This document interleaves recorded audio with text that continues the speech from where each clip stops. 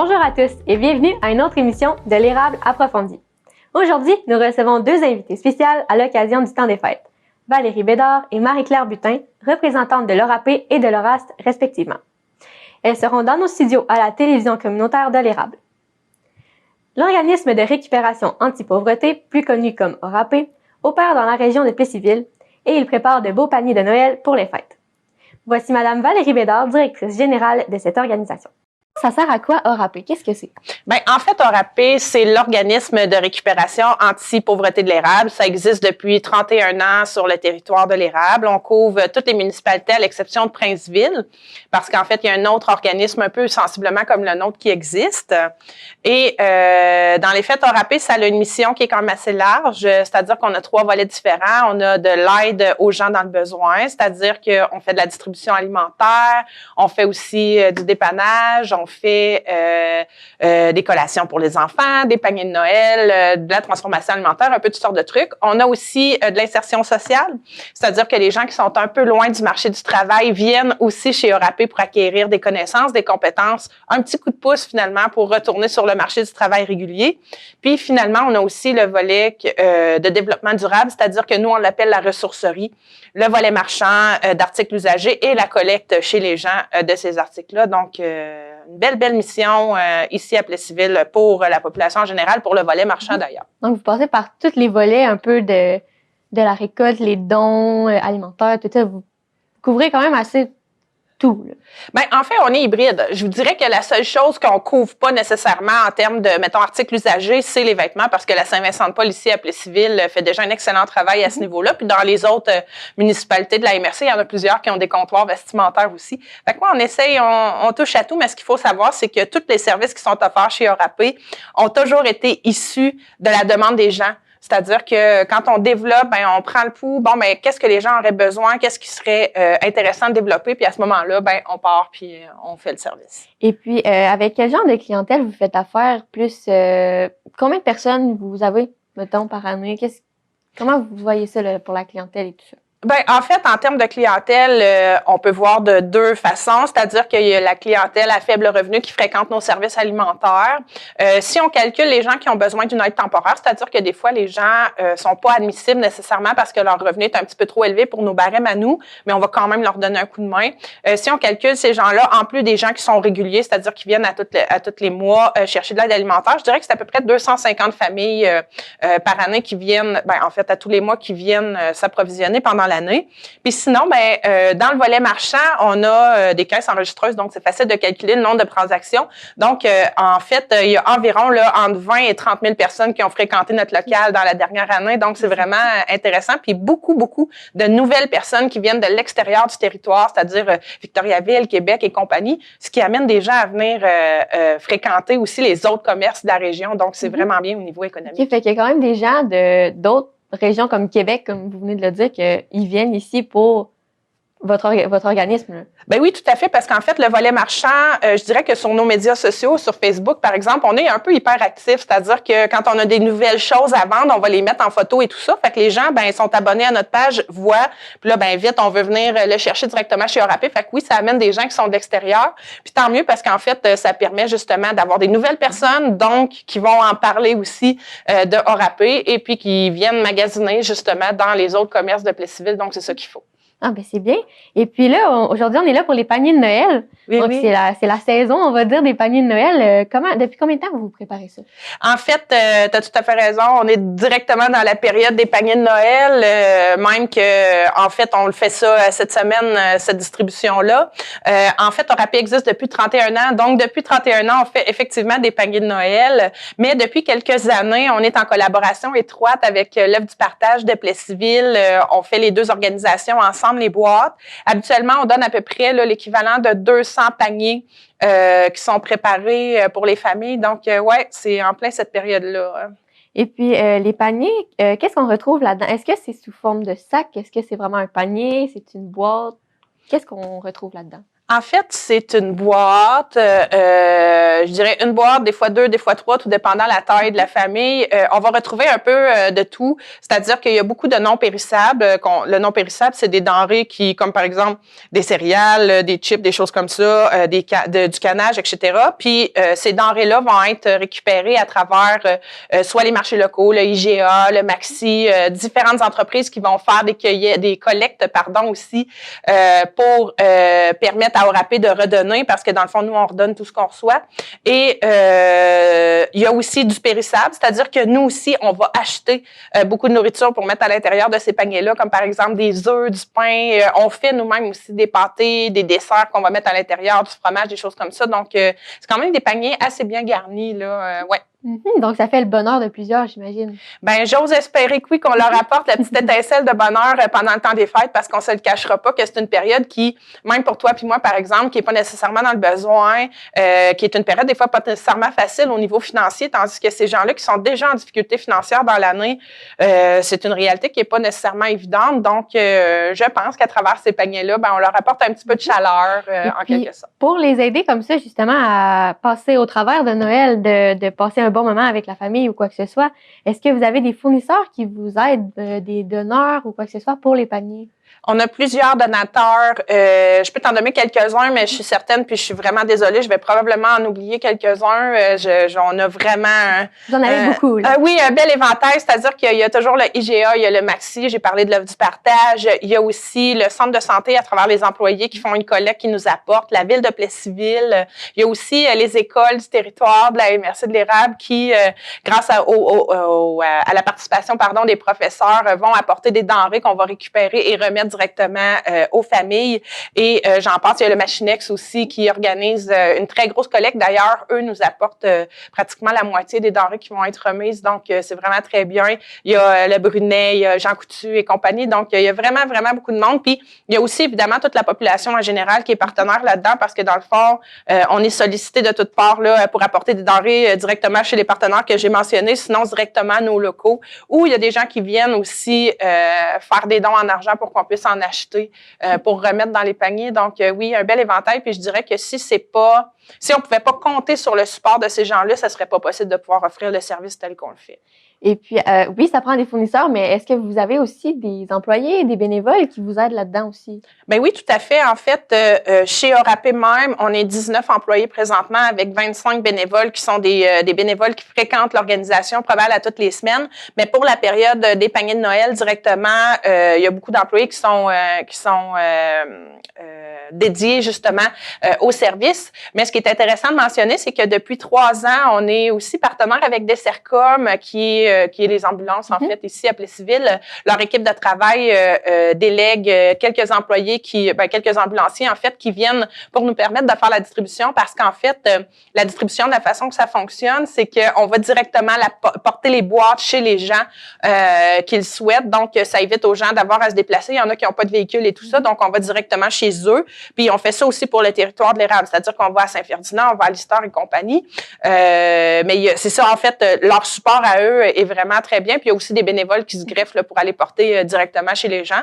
Puis, sinon, ben les gens ont aussi la possibilité de venir directement chercher leur boîte chez ORAP. Il y en a qui sont moins à l'aise d'avoir des gens chez eux, puis c'est bien correct aussi, on leur laisse le choix. Donc, oui, tout à fait. Donc, oui, c'est vraiment un beau travail d'équipe. J'ai l'impression des fois que c'est un peu comme une petite fourmilière quand on prépare les boîtes et tout ça. Il y a beaucoup de monde qui tourne autour, puis c'est vraiment très intéressant. On fait ça festif aussi. Hein? On s'entend que c'est la période des fêtes pour nous autres aussi. Donc, voilà. Oui, c'est ça. Donc, c'est vraiment un travail d'équipe. Comment on prépare ça, des paniers-là? Y a-t-il une façon particulière de préparer ça?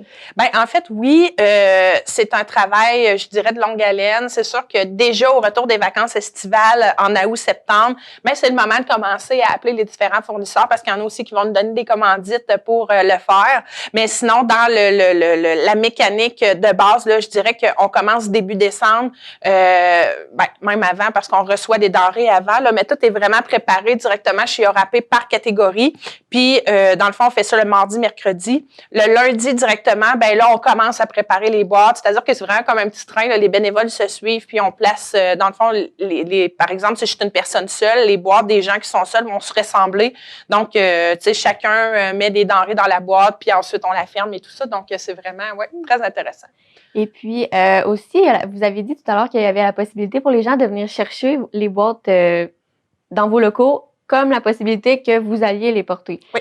La majorité du temps, c'est qu'est-ce qui est plus préféré des gens, par exemple? Ben, je dirais que 80% des gens qui ont accès au panier de Noël l'ont en livraison. Souci logistique, c'est plus facile aussi pour eux. C'est quand même des boîtes qui sont assez lourdes. Certains n'ont pas nécessairement quelqu'un qui peut venir les aider même à monter ça chez eux. Donc, notre équipe le fait pour eux. Donc, je dirais qu'à peu près 80%. L'autre 20%, ben, vient chercher directement chez Orapé. OK. Et puis, vous distribuez sur une grande superficie du territoire. C'est où le plus loin que vous allez? En fait, le plus loin qu'on va, si on prend par exemple Plessisville, qui est la ville centrale, ben on tire une épingle, on va jusqu'à Saint-Ferdinand. Ensuite, on tourne, on va à Lister, ensuite Villeroy et on revient. Fait que ça fait vraiment une espèce de demi-tarte en quelque part parce que, dans le fond, après Plessisville, ben c'est Princeville. Puis comme je le mentionnais tantôt, ben il y a un autre organisme qui est là, qui s'occupe de ça. D'ailleurs, si je me trompe pas, c'est le Partage Saint-Eusèbe qui s'occupe des paniers de Noël à Princeville. Mais oui, on couvre vraiment d'un bout à l'autre du territoire de la MRC de l'Érable pour les paniers de Noël, effectivement. Donc, ça doit être un travail qui est assez demandant, surtout dans la période de Noël. Est-ce que c'est difficile parfois de un peu gérer tout ça, là? Je dirais que c'est un peu, des fois, un petit casse-tête, mais un casse-tête sympathique. En fait, c'est pas les premières années qu'on le fait non plus. Puis je dirais que d'une année à l'autre, la logistique se ressemble. Mais je dirais que mon équipe est vraiment bien rodée. Donc, ça coule vraiment bien.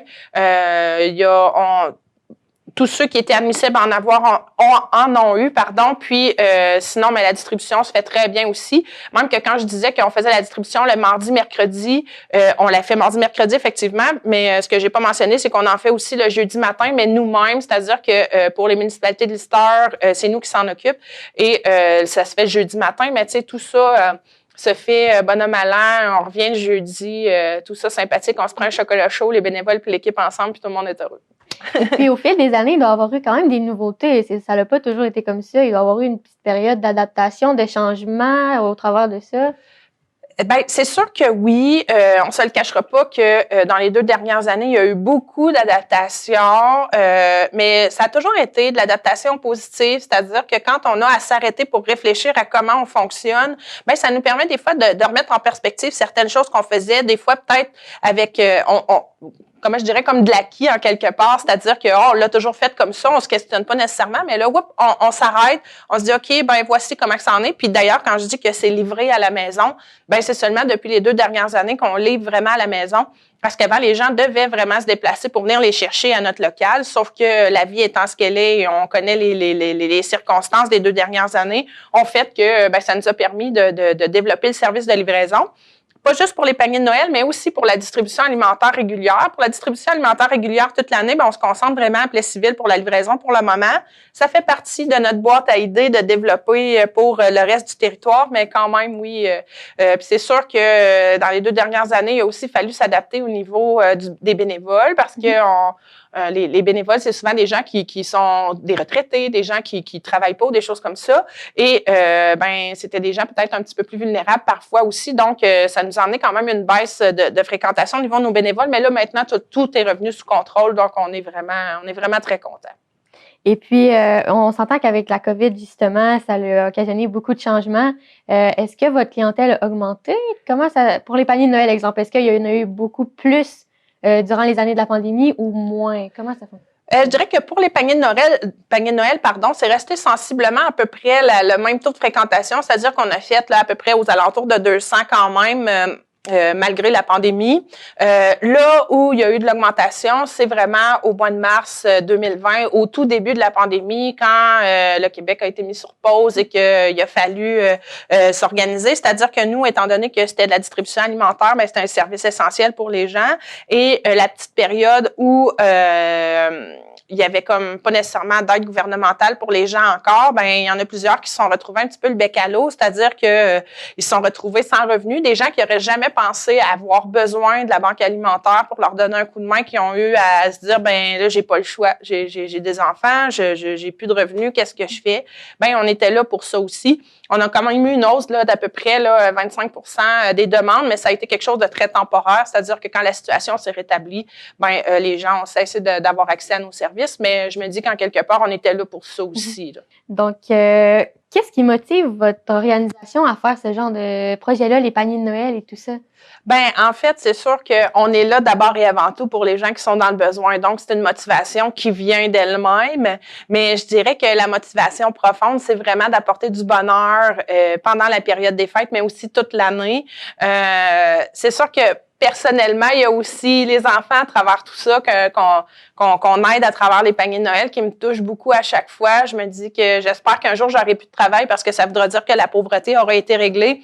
C'est un peu utopique de penser comme ça, mais quand même, à tout le moins, on est là pour subvenir aux besoins des gens. Puis en période des fêtes, ben c'est un plus, un petit grain de bonheur, en fait, la petite étincelle que les gens ont besoin. Puis en quelque part, ça arrive même qu'il y a des gens qui, après avoir reçu le panier, nous rappellent pour dire qu'ils sont vraiment contents, évidemment, d'avoir reçu l'aide, mais que c'est la seule fois où ils vont voir quelqu'un dans le temps des fêtes. Donc, c'est vraiment touchant. C'est vraiment touchant. Puis ça demande des fois vraiment une proximité vers nos émotions, de dire OK, on est vraiment super content de vous aider, puis de pas tomber full émotionnel en quelque part, mais vraiment la motivation est là à tous les jours. En fait, c'est une vocation travailler chez Orapé, je vous dirais en quelque sorte. Donc les gens sont vraiment heureux de vous voir arriver avec les paniers. On dirait que ça met une petite lumière dans leur journée, carrément. Tout à fait. Ils sont vraiment heureux, puis tu sais, ils sont très reconnaissants aussi. Reconnaissants, oui, versus Orapé qui apporte le panier, mais reconnaissants aussi envers les gens qui ont participé à donner de la nourriture pour les faire ces paniers-là. Donc, tu sais, moi, je trouve ça tout le temps très, très émouvant de faire ce service-là en quelque sorte. Puis, tu sais, en quelque part, je pense que les gens qui font des dons, Dieu merci, vous êtes là. Merci vraiment beaucoup de nous supporter dans nos activités. Puis merci pour ces gens-là aussi. Donc, il y a beaucoup de gens de la population qui font des dons aussi. Tu sais, c'est pas juste des fournisseurs comme Machinex ou quoi que ce soit, c'est vraiment aussi la population qui s'inclut là-dedans. Bien, tout à fait, parce qu'il faut pas oublier que quand on dit que, par exemple, il y a le IGA, le Maxi et tout ça qui nous donne un coup de main, bien, ils ont aussi des boîtes que les gens peuvent déposer des denrées à l'intérieur. Puis, tu sais, on va chercher au IGA, mais c'est les gens qui ont mis les choses dans la boîte, là. Donc, oui, vraiment, la population est derrière nous depuis les 31 dernières années, puis on est vraiment très, très reconnaissants. Puis je pense qu'ils savent, en tout cas, j'ose espérer qu'ils savent qu'on est très reconnaissants à travers tout ça, du support, peu importe que ce soit en denrées, que ce soit en argent, que ce soit en temps, que ce soit en fréquentation de l'organisation pour venir saluer l'équipe et tout ça. Donc, oui, vraiment, c'est un gros wow. Puis pour les bénévoles aussi, ça doit être quelque chose de participer à ça, tu sais. Il n'y a pas toujours eu les mêmes bénévoles à toutes les années. C'est sûr qu'il y en a sûrement qui se sont rajoutés. Donc, pourquoi ils ont décidé de venir chez Orapé, justement? Qu'est-ce qui les a motivés, d'après vous, de venir faire ce travail-là? Bien, je pense que le fait de vouloir venir donner un coup de main au panier de Noël, c'est un don de soi d'abord et avant tout. Vouloir aider aussi. Tu sais, souvent, les gens vont tomber dans une période plus tranquille, peut-être au travail, ou sont enseignants, l'année scolaire, pas l'année scolaire, mais la période scolaire est terminée, donc ils ont du temps. Puis même que je vous dirais que c'est un beau problème, c'est-à-dire qu'à chaque année, on a trop de gens qui veulent venir donner un coup de main. On voudrait accepter tout le monde, mais à un moment donné, on ne saurait pas quoi leur faire faire. Fait que, je veux pas dire qu'on fait des choix, mais à un moment donné, on se dit, ben, si jamais on a un besoin, on va vous appeler. Mais je pense que vraiment la motivation, c'est de redonner au suivant en quelque sorte, là, en venant donner du temps pour les paniers de Noël. Donc, ouais. Donc, dans le temps des fêtes, il y a beaucoup de gens qui s'impliquent dans votre organisation. Vraiment beaucoup de gens qui s'impliquent. Ça doit aider beaucoup. Vraiment, vraiment. Puis on est content aussi parce qu'on se le cachera pas que c'est des grosses périodes aussi pour Orapé. Donc, mine de rien, on arrive souvent aux vacances des fêtes bien heureux, nous aussi, parce qu'on est rendu à l'étape de recharger nos batteries. Donc, c'est sûr que d'avoir des gens qui sont autour de nous, ben c'est nourrissant aussi à travers tout ça. Et en 31 ans de panier de Noël, est-ce que vous avez une anecdote pour nous, tu sais, quelque chose qui vous a touché ou quelque chose en particulier que vous voudriez nous partager? En 31 ans de panier de Noël. Ben en fait, ça fait 20 ans que je suis chez Orapé, mais j'aurais le goût de dire une anecdote. Laisse-moi réfléchir. En fait, c'est vraiment plus des beaux moments à travers le temps.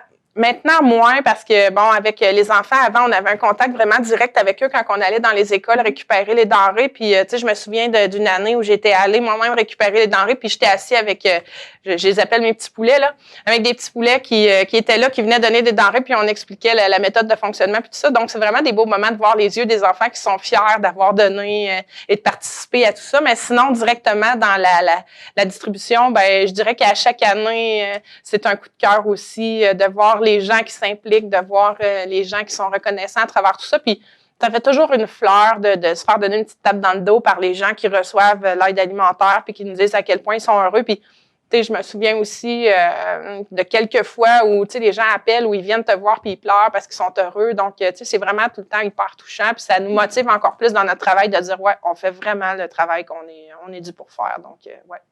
Donc, les écoles aussi s'impliquent là-dedans. Il y a les polyvalents de la région qui doivent s'impliquer. Comment ça fonctionne? Est-ce que vous allez les rencontrer pour organiser quelque chose ou bien ils s'impliquent tout seuls? Ben en fait, j'espère que je me tromperai pas, mais c'est Jeunesse sans frontières à la polyvalente ici à Plessisville, si c'est ce que tu. En fait, je dirais que sont déjà très très bien entourés par l'équipe d'animation SASEC. Ils sont pas mal autonomes dans leur façon de présenter les choses. Nous, notre tâche, c'est vraiment d'aller récupérer les denrées. C'est vraiment une boîte immense. C'est vraiment quelque chose de très gros. J'embarque dedans même pour sortir les cannes avec mon collègue, là. Donc, c'est vraiment, j'ai malheureusement pas apporté de statistiques pour toi aujourd'hui, là. Mais c'est vraiment un très, très bel effort. Ouais, les écoles sont vraiment, on est vraiment très, très chanceux de pouvoir compter sur elles, que ce soit les écoles de la région, comme par exemple Saint-Ferdinand, pas Saint-Ferdinand, pardon, mais Saint-Pierre-Baptiste ou Sainte-Sophie, qui sont des plus petites écoles, versus la polyvalente, où il y a vraiment beaucoup d'étudiants. Chacun donne son coup de pouce à la hauteur de ce qu'ils sont en mesure de faire, puis c'est vraiment très aidant pour les familles. Et pendant le temps des fêtes, est-ce que vous avez d'autres activités que vous proposez à part les paniers de Noël? Est-ce qu'il y a autre chose que vous faites? Ben en fait, il y a aussi, puis ça s'est fait la semaine dernière, là, on a un service de fête de Noël, c'est-à-dire que depuis 2 ans, c'est vraiment un repas qu'on prépare, qu'on va porter directement chez les gens. C'est vraiment un service autre que celui des paniers de Noël. C'est une soupe avec un plat principal puis un dessert qu'on va porter directement chez les gens. On a beaucoup de plaisir à le faire. En fait, on est 3 collègues qui vont avec la voiture porter ça et puis on est habillés en Noël avec la musique et tout ça. Donc, il y a cette partie-là. Puis sinon, bien évidemment, le marathon de l'espoir de Plessisville dans lequel on s'implique beaucoup comme bénévole, évidemment, l'équipe de travail pour supporter l'œuvre du partage de Plessisville. Puis sinon, bien évidemment, comme tu vois, vendredi, là, on ferme les portes pour 2 semaines, question de prendre du repos bien mérité pour toute l'équipe. Donc, c'est à peu près ça les activités pendant le temps des fêtes. Puis sinon, ben, on va se greffer aussi. Des fois, les gens ont des idées ou des choses comme ça. On regarde la faisabilité, puis donc, vous êtes ouvert à la nouveauté aussi. Mettons, quelqu'un arrive avec un projet, peut-être que ça va peut-être vous intéresser. Est-ce qu'il y a déjà eu des projets comme ça qui vous ont été proposés puis que ça a vraiment fonctionné? Ben en fait, il y a plusieurs projets qui nous sont proposés. Je dirais à chaque année, on prend le temps de les réfléchir. Donc, dans la dernière année, justement, là, au mois de juillet, on avait eu un courriel là, qui nous suggérait un frigo là, libre-service. Ça existe déjà dans plusieurs municipalités. Donc, on est en train encore de voir la mise en place de tout ça puis la logistique. Mais c'est toujours des choses comme ça qui arrivent où différentes affaires que les gens arrivent. C'est sûr qu'on peut pas tout mettre en pratique parce que des fois, ça demande des sous qu'on n'a pas nécessairement ou ça demande du temps ou de l'organisation qu'on n'a pas nécessairement la petite finesse autour de ça. Mais chaque fois qu'il y a quelqu'un qui a une idée, on va prendre le temps de la réfléchir puis voir si on est capable de la mettre en place. Puis des fois, si la personne elle-même est capable de la mettre en place puis qu'on puisse l'appuyer aussi, ça peut se faire sans problème. Là, on s'organise en quelque part. Puis je dirais aussi qu'on est appuyé par les différentes municipalités, les élus en quelque sorte, puis les députés aussi.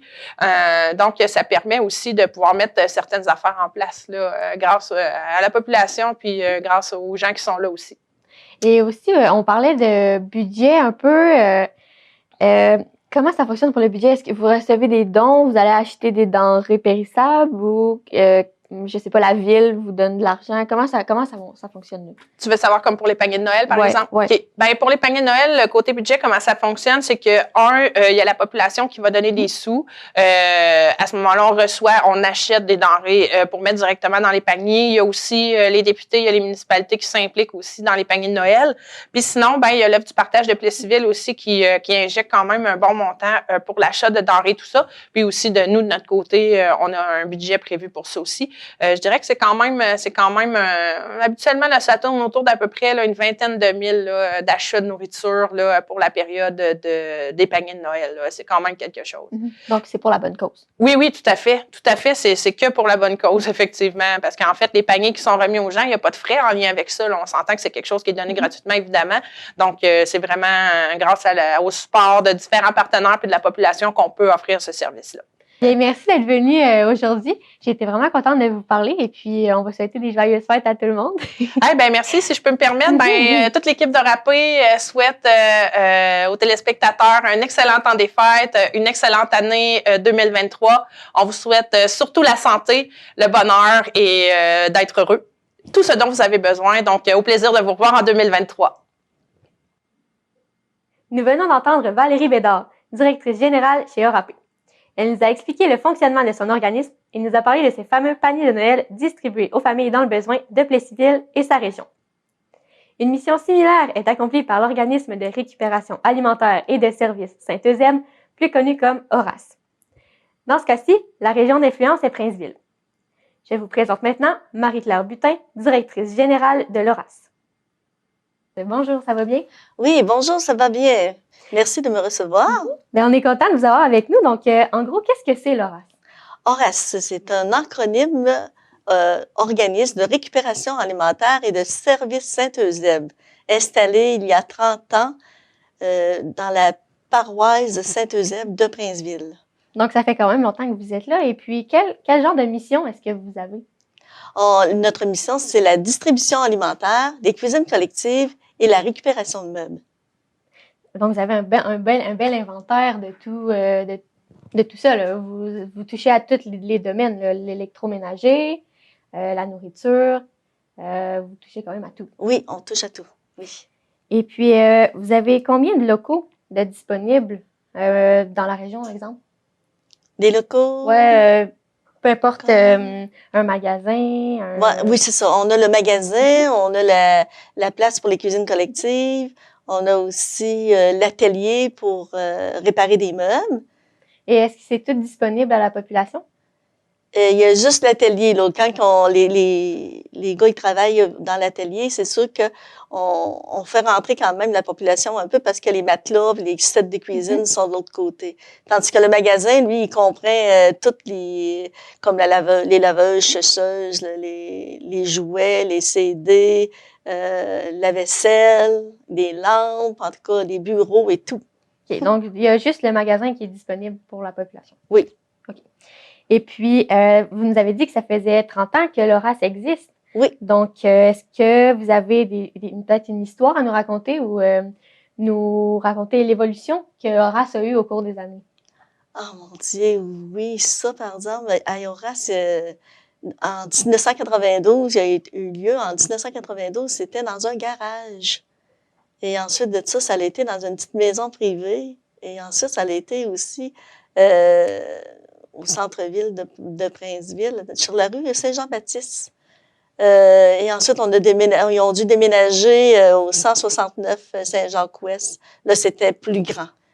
Okay. Là, c'était plus grand. Là, on a commencé à ramasser plus d'objets et voir que l'organisme fonctionne mieux dans ses besoins. Donc, voir plus grand, là. Oui. Fait que c'est là qu'on a commencé aussi les cuisines collectives. On a commencé, eux autres, un petit peu plus tard.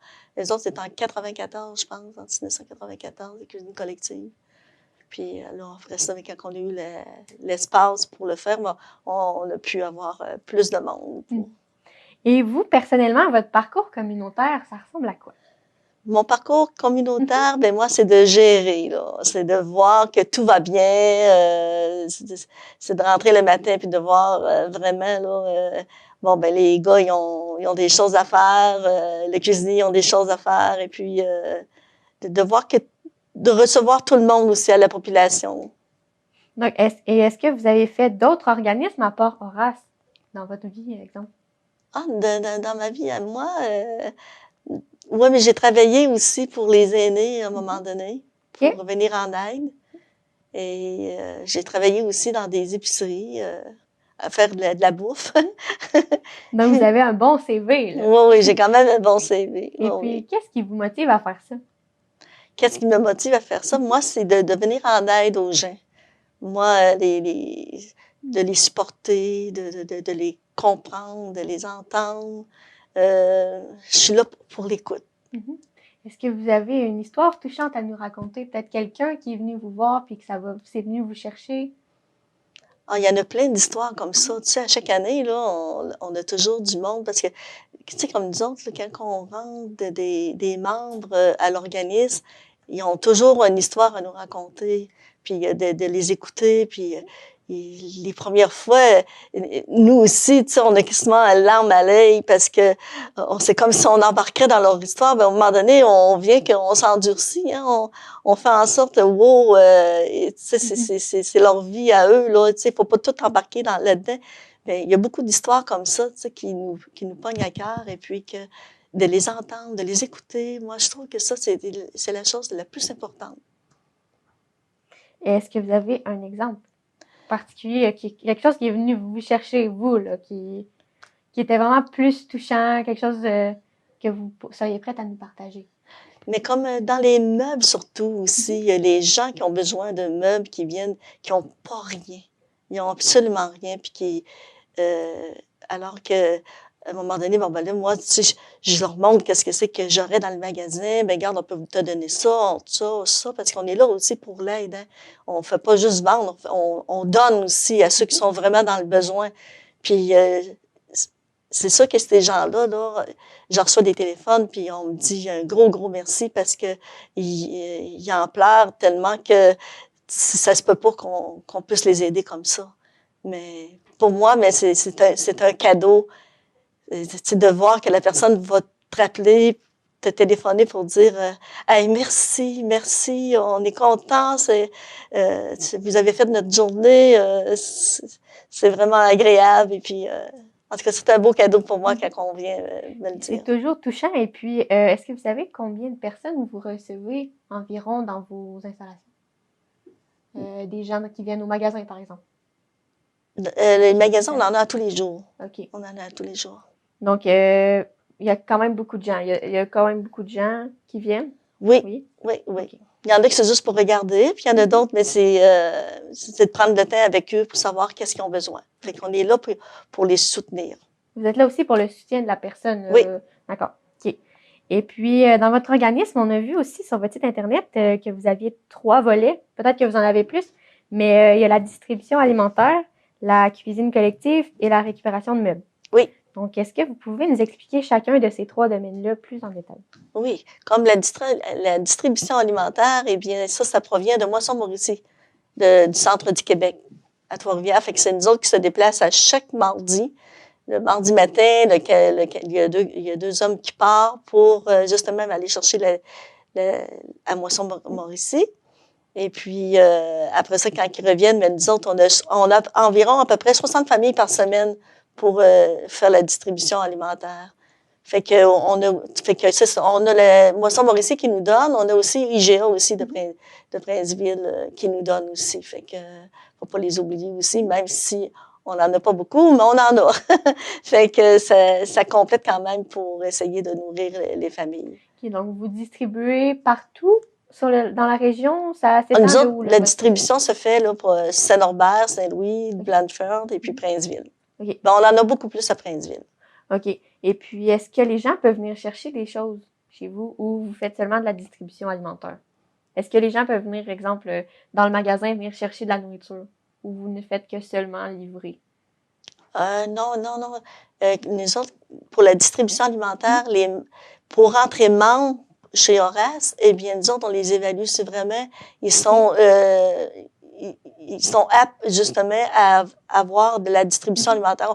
On donne pas ça à n'importe qui comme ça, là.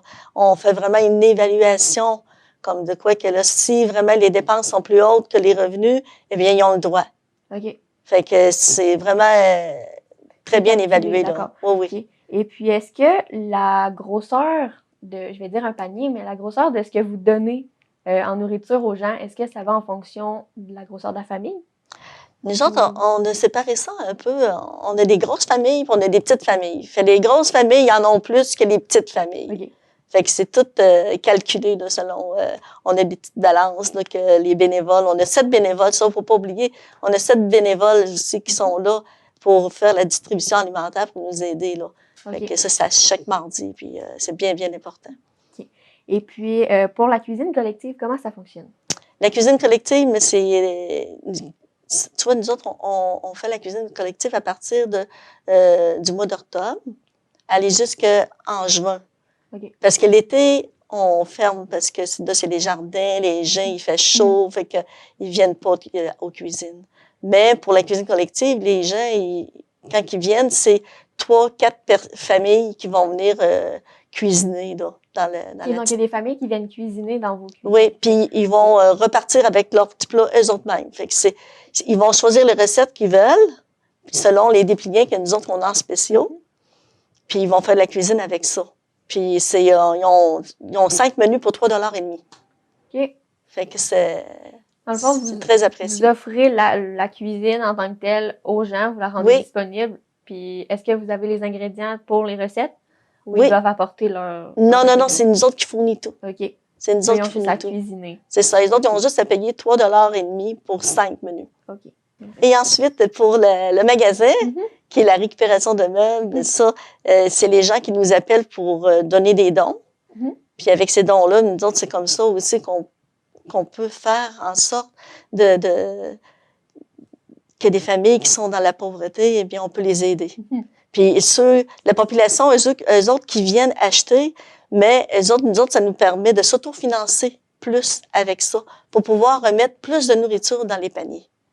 Parce que si on n'aurait pas la récupération de meubles, eh bien, on n'aurait pas assez de sous pour survenir à notre mission. Et la population s'implique beaucoup. Est-ce que vous avez d'autres fournisseurs de meubles peut-être ou des écoles qui vous aident à amasser des meubles ou des électroménagers? Ou c'est juste vraiment la population? C'est la population, c'est ça, avec les dépliants, puis que, tu sais, on fait en sorte aussi le Facebook aussi. On a aussi créé un Facebook Horace, comme de quoi que les gens sont au courant que nous autres, on ramasse des meubles. Alors, on nous téléphone et puis... Et puis, est-ce que, pour les meubles, est-ce que vous allez chercher les meubles chez des gens ou les gens doivent venir les porter dans vos locaux? Les deux. Les deux? OK. Les deux. OK. C'est ouvert aux deux. OK. Et puis, on est dans le temps des fêtes. Donc, on voulait savoir si vous aviez des activités ou des services en particulier que vous offrez durant le temps des fêtes. Nous autres, dans les temps des fêtes, eh bien, on ne fait pas de panier de Noël parce que c'est le partage Saint-Joseph de Princeville qui fait le panier de Noël. Mais nous autres, qu'est-ce que c'est qu'on fait? On s'arrange, par exemple, de faire en sorte que les gens aient plus de nourriture dans les paniers. OK. Fait qu'on fait affaire avec Olimel. Olimel est comme de quoi que vu qu'on a un petit surplus du magasin, eh bien on appelle Olimel. Alors Olimel, ils nous envoient qu'est-ce que c'est que nous autres on leur demande. Et puis les autres, ben ils sont portés aussi à nous donner des dons quand on fait ça comme ça. Puis il y a aussi le vestiaire. Le vestiaire aussi, faut pas que j'oublie, que je remercie énormément. À chaque année, le vestiaire nous appelle aussi pour voir si on a besoin d'aide pour les familles, parce que vu qu'on part pour 2 semaines de vacances, mais je dis pas non à ça, là. Tu sais, regarde, plus qu'on en a dans nos paniers, mieux que c'est. Fait qu'un gros merci au partage, pas au partage, mais au vestiaire pour ce bon don qu'ils nous donnent. Donc, ça vous aide beaucoup là, dans votre organisation, cette implication-là. Et puis, comment est-ce que la population connaît l'Horace? Est-ce que, par exemple, durant le temps des fêtes, est-ce que ça vous donne une certaine visibilité à quelque part pour que les gens vous connaissent plus? Pour que les gens nous connaissent plus, mais c'est d'envoyer des dépliants. Tu sais, on fait quelquefois du porte-à-porte pour envoyer des dépliants pour nous faire connaître, parce que c'est pas tout le monde qui nous connaît encore. Fait que, on va donc avec le Facebook aussi. Fait qu'on essaye de faire de la visibilité comme ça. Et il y a beaucoup de nouveautés, j'imagine, en 30 ans d'existence. Est-ce que la technologie a pu venir vous aider à avoir cette visibilité-là? Vous parlez de Facebook, exemple. Est-ce que ça vous a aidé un petit peu? Oui, oui, grâce à ça, parce que sinon, ben, on irait pas aussi loin avec ça, mais c'est super. Et puis, pour vos bénévoles, justement, dans le temps des fêtes, comment et pourquoi est-ce qu'ils s'impliquent dans votre organisation? Parce qu'on devient une famille. Nous autres, parce que moi, je prends le temps de jaser avec le personnel, autant les employés, puis on les met à l'aise justement pour mieux les garder. Et s'il y a quelque chose qui fonctionne pas, bon, on s'en parle, puis on règle ça, puis si tout va bien, on a vraiment une belle complicité, là, Horace. Et puis, comment est-ce qu'ils s'impliquent? C'est quoi leur travail en tant que tel dans votre organisation, vos bénévoles? Les bénévoles, eh bien, il y en a qui vont venir et faire un peu de ménage, autrement dit, tu sais, épousseter les meubles, et, en tout cas, de voir que, puis pour les ventes aussi, accompagner les personnes qui, quand que moi, je suis pas là, mais les autres, ben, ils vont leur parler. Puis aussi pour la distribution alimentaire, mais ils sont là aussi pour mettre ça dans les sacs. Fait que les autres, fait que c'est vraiment le fun. Et y a-t-il des employés un peu mélangés au travers de ça? Y a-t-il des gens qui sont payés pour être là, justement? Horace, on est 4 employés. Tu vois, il y a moi qui est la directrice générale, et puis il y a aussi le cuisinier qui fait la cuisine. Puis on a deux employés qui, eux autres, ils sont dans l'atelier, c'est journalier. On a 2 journaliers, dans le fond, eux autres, bon, ben, ils font de tout, là. Okay. Tu sais, ils vont réparer, ils vont faire en sorte aussi que admettons qu'on a des poêles, on a des affaires qui sont pas bons après ça, mais les autres, ils vont faire en sorte de les garder. Ils vont ramasser les meilleurs morceaux, les morceaux, là, ils vont les ramasser, puis ils vont mettre ça de côté. Fait que s'il y a un autre poêle qu'ils vont recevoir, puis que, ça va faire après l'autre, eh bien, ils vont s'arranger, tu sais, pour toujours, tu sais, de faire en sorte de refaire du neuf. OK, je comprends. Donner une deuxième vie aux meubles. Et puis, justement, ces personnes-là qui travaillent avec les électroménagers, est-ce qu'ils ont déjà des qualifications? Est-ce que vous cherchez des gens qui sont déjà qualifiés pour réparer ou bien vous pouvez les former peut-être à réparer? On plus les former, on va les former, on est ouvert, tu sais, comme là, il y en a 2, 3 qui sont partis à un moment donné. Mais il y en a un qui ça fait quand même, ça va faire 11 ans qu'il est là. Fait que lui, vraiment, il fait de tout. Puis là, on a changé à peu près 2, 3 fois, là, avec un autre. Puis finalement, on est ouvert, là, tu sais, on lui apprend. On y apprend. On est, tu sais, c'est vraiment, il est intéressé à faire du bon travail. Nous autres, regarde, c'est important. OK, donc en autant que la personne est intéressée puis qu'elle est motivée à faire ça, on le prend. D'accord, je comprends. De denrées pour l'organisme. J'avais oublié de dire aussi que les cuisines collectives, là, ben, on ne fait pas que ça juste chez Horace. On en fait aussi au HLM. Puis on en fait aussi à l'école Sainte-Marie. J'avais oublié de vous dire ça. Et justement, si on continue pour les cuisines collectives, quand vous faites ça à l'école, est-ce que ça prend, je ne sais pas, est-ce qu'il faut s'inscrire? Est-ce qu'il faut... Comment ça fonctionne, là? Vous arrivez à l'école, puis vous dites, on fait un projet de cuisine. Non, ça marche pas comme ça. Comment ça fonctionne pas comme ça. Non, c'est moi qui appelle les professeurs pour voir si vraiment cette année, bon, s'ils ont besoin qu'on fasse des cuisines collectives pour les élèves. Parce que vu maintenant, ils ont plus de cours de cuisine collective, eh bien, moi, c'est moi qui les approche comme de quoi que si vraiment, s'ils veulent, là, ben, nous autres, on est là pour ça, fait que, on va y aller. Fait que.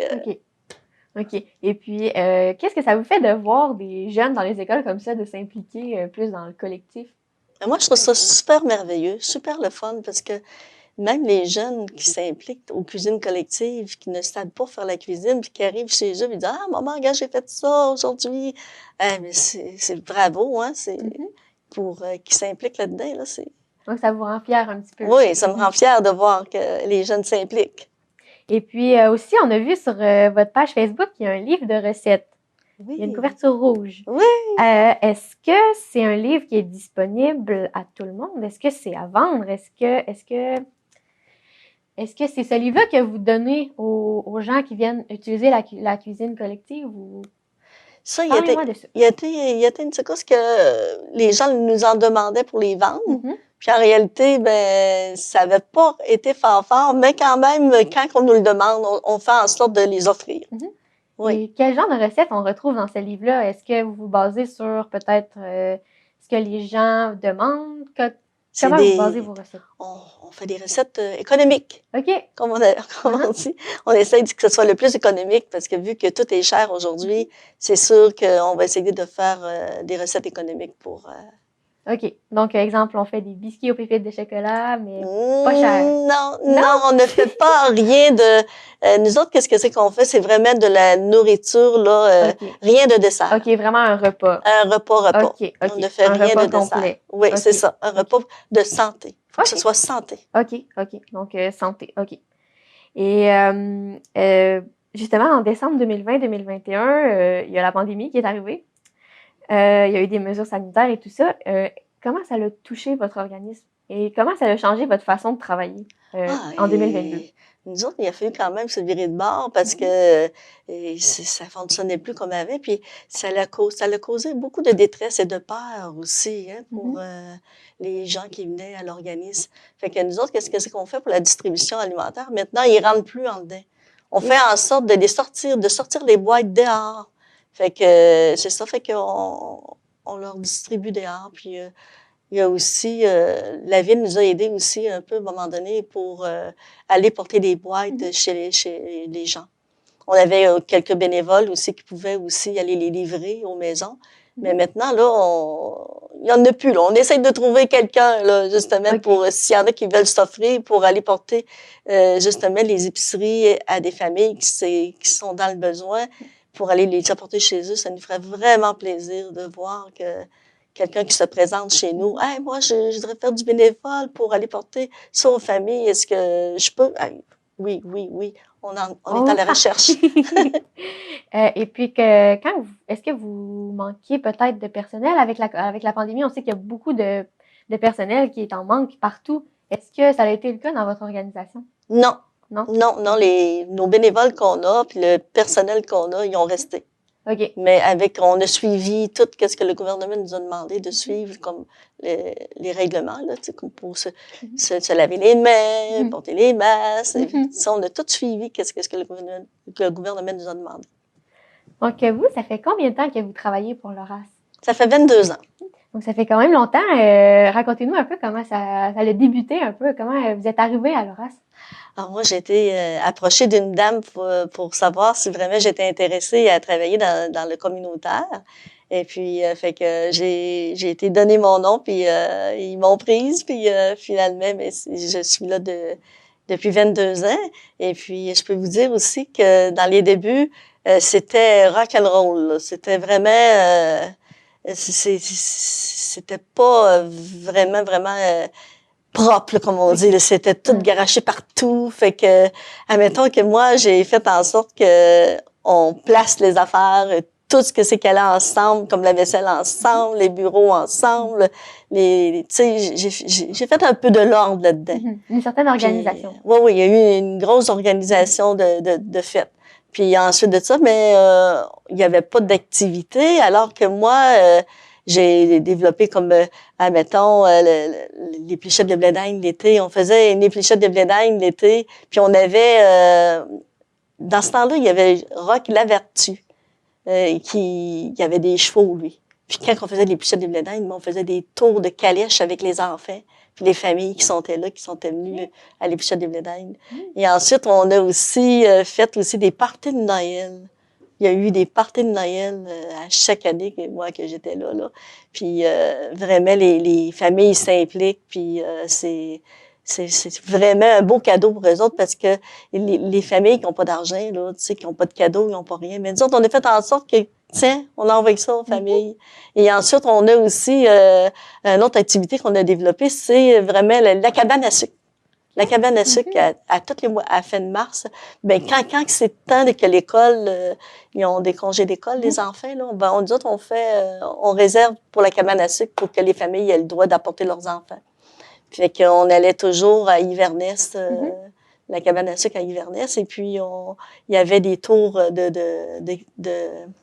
comment on appelle ça, donc, les chiens, là, tu sais, avec des traîneaux, là. Oui. Oui, puis ils faisaient des tours avec les enfants, puis on liche la palette, puis il y avait le dîner, puis on avait même le musicien Camille, je m'excuse, là, son petit nom, là, mais Camille, très, très, très souriant, ce petit monsieur-là, très, très comique, puis ça a été très, très agréable.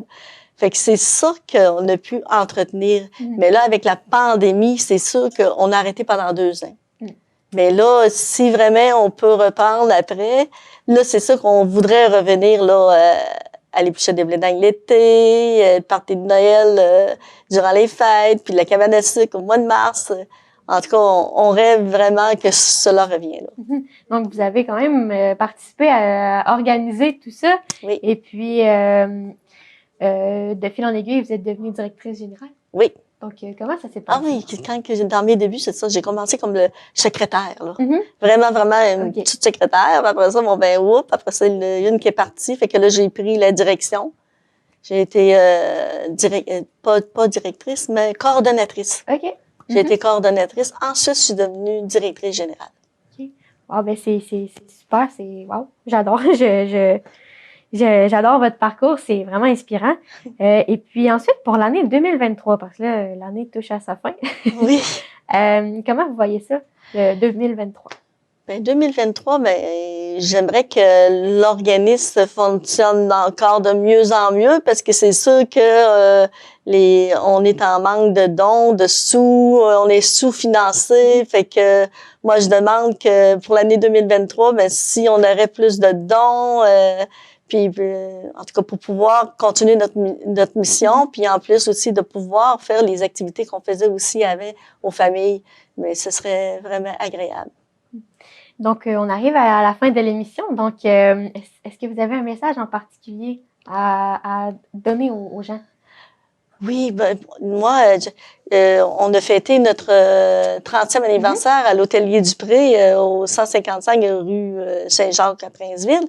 Puis je voudrais remercier tous les donateurs qui ont été là pour nous aider. Un gros merci. Vraiment, là, c'était vraiment très agréable.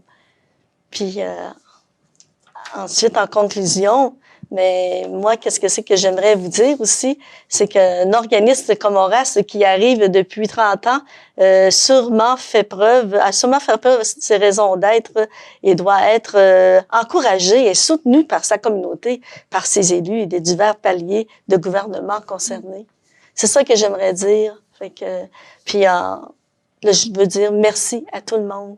Merci énormément. Donc, un grand remerciement d'espoir et tout. Oui. Donc, merci d'avoir été avec nous. Merci beaucoup. C'était Marie-Claire Butin, directrice générale de l'Horace de Princeville.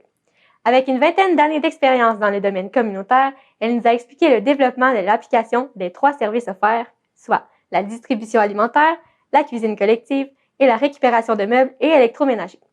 Pour le temps des fêtes, l'Horap et l'Horace sont prêts à servir la population en matière de nourriture et en bien-être. Merci d'avoir été avec nous. Toute l'équipe de la TVC vous souhaite un excellent temps des fêtes. On se retrouve pour une prochaine émission de l'Érable approfondi.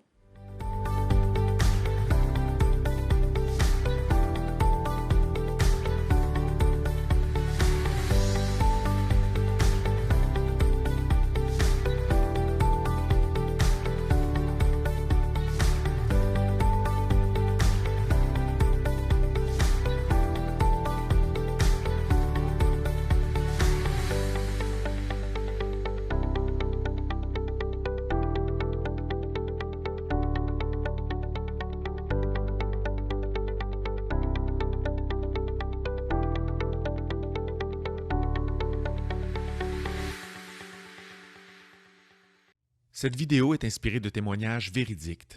Elle a été réalisée dans le cadre de la campagne de sensibilisation de Droit devant érable portant sur les différents visages de la pauvreté dans la MRC de l'Érable.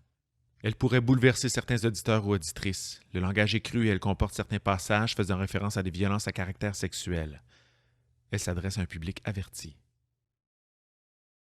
Il paraît qu'à ma naissance, mon père était pompette à l'hôpital. Il paraît qu'il allait pisser au rez-de-chaussée puis qu'il revenait bourré. Il paraît que l'infirmière a failli appeler la DPJ, puis l'infirmier les policiers. J'ai failli, qu'il a dit. Ma mère savait que mon père ne me voulait pas. Fait qu'elle a tout fait pour pas que je paraisse. Dès qu'il rentrait, elle m'effaçait. Si je pleurais sans raison raisonnable, c'était pas pardonnable. Si je criais, il criait. Si je demandais, je regrettais. Si je me laissais traîner, il me traitait de traîner. Il m'appelait Obélix, une petite crise. Il y avait toujours le bon mot pour dire la mauvaise affaire. Ah, une fois pubère, je suis tombée super. Mon père tripotait mes bourrelets, comme il disait, les taponnait, les soupesait, sous puis épais. Mais je préférais ses caresses à ses faiblesses. Je donnais mes fesses pour pas qu'il me fesse. Puis une pipe pour la paix. Je le sais, c'est dur à entendre, je le sais. Mais c'est le genre de souvenir qui s'invite à chaque étape de ma vie. Chaque fois qu'une porte claque, qu'un patron lève le ton, qu'un homme me donne un compliment, chaque fois que je souris, j'ai une petite voix qui me dit « Obélix ». Aujourd'hui, j'ai 50 ans, puis je vous entends. Pourquoi qu'elle n'est pas capable de garder une job? Pourquoi qu'elle envoie chier le monde? Pourquoi qu'elle n'a pas payé le loyer le mois passé? Pourquoi qu'elle a passé son chèque dans le trou d'une machine à sous? Pourquoi qu'elle se ramasse tout le temps dans marde? Parce qu'elle est tombée dedans quand elle était petite. Obélix. Si vous trouvez injuste de payer pour ma détresse, pour mon salaire de BS, que vous travaillez fort pour ne pas être à ma place, dites-vous bien que ma place, elle ne s'achète pas, elle se gagne. Comme à l'auto. J'ai gagné le gros lot dans le berceau, puis je reçois des intérêts sans arrêt. Je vous le jure que vous préférez payer des impôts plutôt que d'être dans ma peau. Mais on peut échanger n'importe quand. Je prends votre argent comme un présent, puis je vous laisse mon passé. Je vous mets toutes mes belles histoires dans un beau grand sac à dos, puis je vous encourage à grimper, à garder votre concentration pour votre dissertation, à dire la bonne chose à votre patron, puis à rester cool avec la bosse dans le pantalon. Je ne peux pas travailler pour personne. Puis c'est pas parce que je suis conne. Je travaille déjà sur mon cœur qui pèse une tonne. Une tonne comme Obélix.